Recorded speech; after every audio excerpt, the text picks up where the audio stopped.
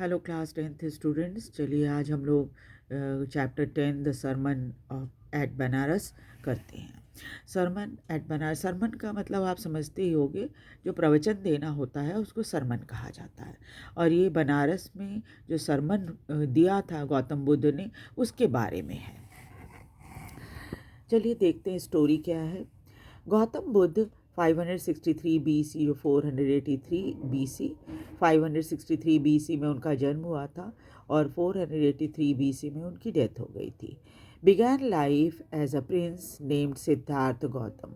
उनके जीवन की शुरुआत जो हुई थी वो एक राजकुमार के रूप में हुई थी और उनका नाम सिद्धार्थ गौतम था।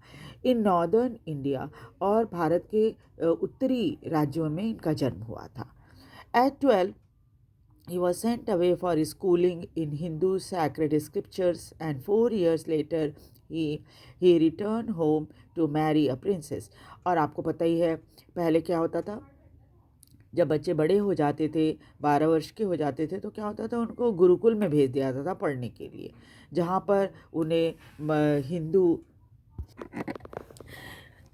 धर्म की पवित्र किताबें जो होती हैं, पुस्तकें, उनको ग्रंथों को पढ़ाया जाता था। और 4 साल तक वहाँ पढ़ाई, गुरुकुल में पढ़ाई करने के बाद वो घर आए और आने पर उनका एक राजकुमारी के साथ विवाह कर दिया गया। They had a son and lived for 10 years as befitted royalty. फिर उनके एक बेटे का जन्म हुआ और 10 साल तक बिल्कुल एक राजकुमार की तरह जो शान शौकत होती है, उस तरह से उनका जीवन गुजरा। At about the age of 25, जब उनकी उम्र 25 वर्ष की थी, the prince heretofore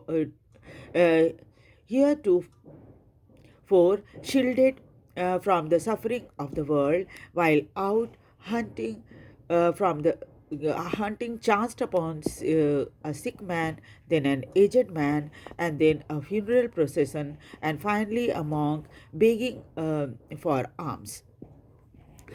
और जब वो 25 वर्ष के थे, दुनिया की किसी भी तकलीफ़ को उन्होंने कभी देखा ही नहीं था। और इसलिए जब वो एक शिकार करने के लिए बाहर निकले, तो वहाँ पर उन्होंने एक रास्ते में एक बीमार व्यक्ति को देखा, फिर एक बूढ़े व्यक्ति को देखा, और फिर एक शव यात्रा देखी, और फिर एक रास्ते में एक मॉन्क मिला, है ना, जो कि भीख मांग रहा था, है ना। These sights so moved him that he at once went out into the world to seek enlightenment concerning the sorrow he had witnessed. और इन सब को देखकर वो इतने ज़्यादा भावुक हो गए कि उन्होंने तुरंत अपना राष्ट्रीय जीवन छोड़ दिया और सच की तलाश में, ज्ञान की प्राप्ति के लिए वो बाहर निकले कि कैसे इस तकलीफ़ से लोगों को छुटकारा दिलाया जा सके। He wandered for 7 years. 7 साल तक इधर उधर भटकते रहे. Finally sat under a peepal tree. आखिरकार एक पीपल ट्री के नीचे वो बैठे, where he vowed to stay until enlightenment came. तो और उन्होंने ये कसम खाई कि वो पीपल वृक्ष के नीचे तब तक बैठे रहेंगे जब तक उन्हें ज्ञान की प्राप्ति नहीं हो जाएगी। Enlightened after 7 days, 7 दिन के बाद उन्हें ज्ञान की प्राप्ति हुई। He renamed the tree Bodhi tree, tree of wisdom, and began to teach and to share his new understanding. ज्ञान की प्राप्ति 7 दिन के बाद उनको हुई और उस पेड़ का नाम उन्होंने बोधि ट्री या ट्री ऑफ विजडम रखा, एंड बिगैन टू टीच, और लोगों को सिखाना शुरू किया, शिक्षा देना शुरू किया और अपनी नए समझ को लोगों को बताना शुरू किया। At that point he became known as the Buddha, और उस समय लोगों के बीच वो बुद्ध के नाम से प्रचलित हो गए। द अवेकन और एनलाइटेंड, बुद्ध का अर्थ होता है जिसको ज्ञान प्राप्ति हो गई हो। The Buddha preached his first sermon at the city of Banaras. Gautam Buddha ने अपना पहला प्रवचन जो है बनारस शहर में दिया था। Most Holi of the dipping places of the river Ganga, Ganga नदी में स्नान करने के के लिए ये शहर सबसे पवित्र शहर माना जाता है। The sermon has been preserve, जो प्रवचन उन्होंने दिया उसे संभाल कर रखा गया है, एंड इज़ गिवन हियर, जो प्रवचन उन्होंने वहाँ दिया था बनारस में। It reflect the Buddha's wisdom about one inscrutable kind of suffering। और इसमें बुद्ध के ज्ञान के जो विजडम है उनके ज्ञान जो है वो किस तरह से वो उस सफ़रिंग को, उस तकलीफ़ को लोगों को समझाते हैं ना। एक ऐसी सफ़रिंग जिसको समझ नहीं सकता कोई, है ना। वो एक स्टोरी है छोटी सी, जिसमें उस महिला को बिना कुछ समझाए उन्होंने सब कुछ बता दिया, सब कुछ समझा दिया। कैसे, वो देखिए। किसा Gautami had an only son, किसा गौतमी को एक ही बेटा था, एंड ही डाइड, और उसकी मृत्यु हो गई। In her grief she carried the dead child to all her neighbours, asking them for the medicine, and the people said she has lost her senses, boy is dead. अपने दुख में वो अपने मरे हुए बच्चे को गोद में लेकर हर पड़ोसी के पास गई और सबसे दवाई मांगती थी, और लोग कहते थे कि देखो ना, ये पागल हो गई है, इसका लड़का तो मर गया है। At length, Kisa Gautami met a man who replied to her request, I cannot give the medicine for thy child, but I know a physician who can. अंत में किसा गौतमी एक व्यक्ति से मिली जिसने जवाब दिया उसको कि मैं तुम्हें कोई दवाई तो नहीं दे सकता तुम्हारे बच्चे के लिए, लेकिन मैं एक डॉक्टर को या फिजिशियन जो होता है उसको जानता हूँ, वो दे सकता है तुम्हें। And the girl said, pray tell me sir, who is it. तो उस लड़की ने, किसा गौतमी ने कहा कि मैं आपसे प्रार्थना करती हूँ, आप बताइए कौन है वो। And the man replied, go to Sakya Muni the Buddha.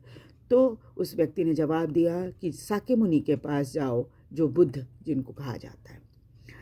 The Buddha answered, Kisa Gotami repair to the Buddha and cried, वो तुरंत वहाँ पर इनके पास गई, गौतम बुद्ध के पास, और रोने लग गई और बोलने लगी, lord and master, give me the medicine that will cure my boy.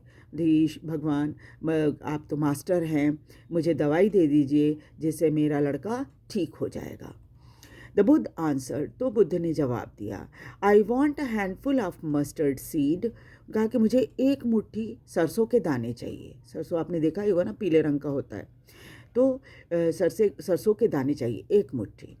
And when the girl in her joy promised to procure it, the Buddha added, the mustard seed must be taken from the house where no one has lost a child, husband, parent or friend.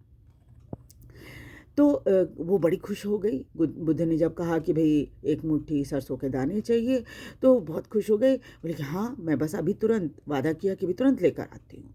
लेकिन बुद्ध ने उसके साथ साथ ये कहा कि मुझे mustard seed ऐसे घर से चाहिए जहाँ पर किसी भी बच्चे की, किसी के पति की, माता पिता की या दोस्त की मृत्यु न हुई हो, मुझे ऐसे घर का चाहिए। Poor Kisa Gautami now went from house to house, and the people pitied her and said, here is mustard seed, take it. But when she asked, did a son or a daughter, a father or mother die in your family?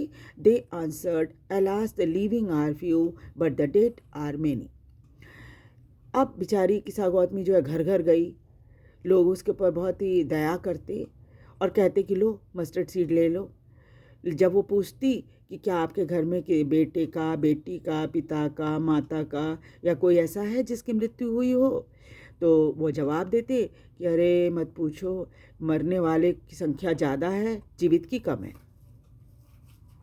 Do not remind us of our deepest grief, और तुम क्यों हमारे दुख को ऐसे पूछ कर कि कितने लोग मरे हैं तुम्हारे घर में पूछ कर हमें और दुखी क्यों कर रही हो। And there was no house, but some beloved one had died in it. और उसे एक भी घर ऐसा नहीं मिला जहाँ किसी प्रिय व्यक्ति की मृत्यु न हुई हो। किसा Gautami became very weary and hopeless. अब वो बहुत थक गई थी, उदास हो गई, बहुत नाउम्मीद हो गई, उसको लगा कि अब कुछ नहीं हो सकता। And sat down at the wayside watching the light of the city as they flickered up and were extinguished again. और आप जानते हैं तो पुरानी ज़माने की कहानी है, उस समय क्या होता था कि जब शाम होती थी तो लोग अपने दरवाजे पर दिया जलाते थे, तो जब वो शाम हो गई और वो ऐसे ही किनारे में, सड़क के किनारे बैठी, तो देख रही थी शहर की रोशनी, सबके घर में दिए टिमटिमा रहे थे। और फिर उसने देखा कि धीरे धीरे करके दिया, तो आपको पता ही छोटा सा होता है, थोड़े समय जलता है फिर बुझ जाता है। तो उसने देखा कि दिए की रोशनी जो है झपक रही है, और फिर उसके बाद एक एक करके सबके दरवाजे से दिए बुझ गए। At last the darkness of the night rained everywhere. और उसके बाद क्या है, जैसे लगता था कि अंधेरे का शासन चारों तरफ हो गया है। And she considered the fate of man. तब उसे समझ में आया कि इंसान की किस्मत भी ऐसी ही होती है। That their lives flicker up and are extinguished. और तब क्या होता है कि इंसान की ज़िंदगी भी ऐसे ही झपकती है और फिर ख़त्म हो जाती है। And she thought to herself, फिर उसने मनी मन सोचा, how selfish am I in my grief. अपने दुख में मैं कितनी स्वार्थी हो गई थी। Death is common to all. मृत्यु तो सबके यहाँ होती है, जिसका जन्म हुआ है उसकी मृत्यु होगी। Yet in this valley of desolation there is a path that leads him to immortality, who has surrendered all selfishness। और इस रास्ते पर एक ऐसा रास्ता जहाँ पर लोगों को तकलीफ़ ही तकलीफ़ है, ऐसी जगह से एक रास्ता ज़रूर निकलता है इमोर्टैलिटी का, जिसमें आपको लोग हमेशा याद रखें, आपका हमेशा याद रखेंगे, कभी भूलेंगे नहीं। वो क्या है, जिसने अपने सारे स्वार्थ को त्याग दिया है, उस व्यक्ति को लोग हमेशा याद रखेंगे, वो इमॉर्टल हो जाता है।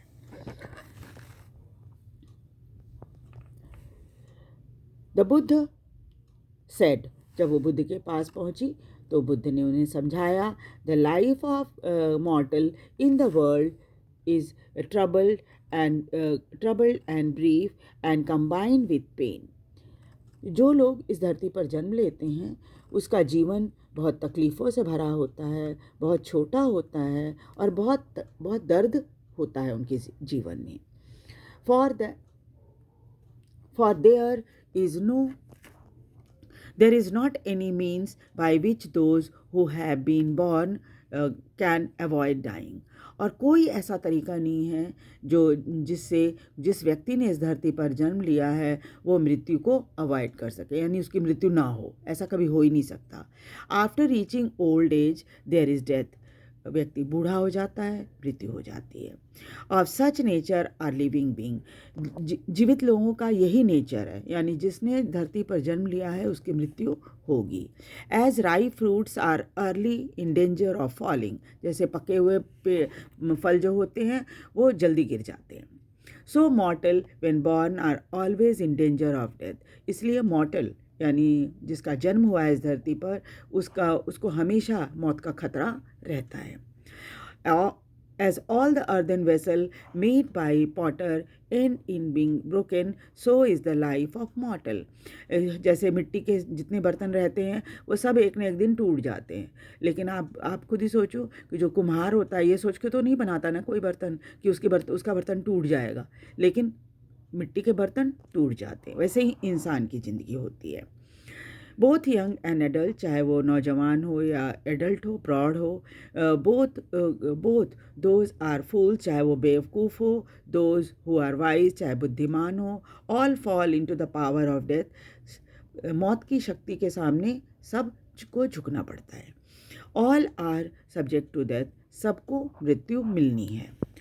Of those who overcome by death depart from life, जिनकी मृत्यु हो जाती है वो इस दुनिया को छोड़ देते हैं। A father cannot save his son, अगर बेटे की मृत्यु हो गई तो पिता उसको बचा नहीं पाता।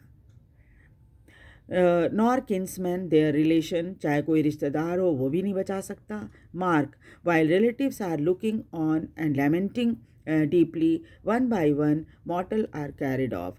चाहे लोग कितना भी उसके लिए विलाप करते रहें, रोते रहें, लेकिन क्या होता है जब मृत्यु हो जाती है तो लोग शरीर को उठाकर ले जाते हैं। Like an ox that is led to slaughter, एक बैल की तरह जिसे कसाई खाने में ले जाया जाता है। So the world is afflicted with death and decay, इसलिए पूरी दुनिया ही जो है वो मृत्यु से हर समय घिरी रहती है। Therefore the wise do not grieve, इसलिए जो बुद्धिमान होते हैं इसका दुख नहीं करते. Knowing the terms of the world, क्योंकि ये टर्म है वर्ल्ड का कि जिसका जन्म हुआ है उसकी मृत्यु होगी. Not from weeping nor from grieving will anyone obtain peace of mind. रोकर या तकलीफ विलाप करके या दुख मना करके कभी आपको मानसिक शांति नहीं मिलेगी. On the contrary, his pain will be greater and his body will suffer. बल्कि इसके ठीक विपरीत क्या होगा, उसका दुख और बढ़ जाएगा और शरीर भी बहुत सफ़र करेगा, शरीर को भी तकलीफ होगी.